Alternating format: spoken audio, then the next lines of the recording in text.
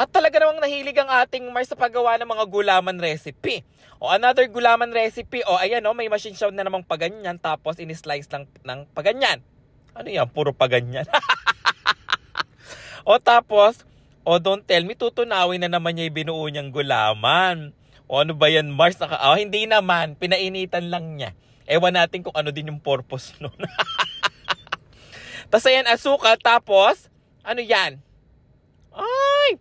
Oo, parang mga, ano ba yan, natuyo? Parang mga ginkgo biloba, mga gano'n. Oo, mga ginseng eme-eme, sinama niya sa asukal, tapos, ayan, nilagyan ng fresh milk.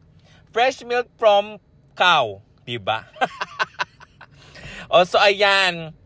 Oo, tapos kumuha ng maraming yelo, tapos, ay, doon niya nilagay yung may ginkgo biloba na gatas at oo, na pinakuluan.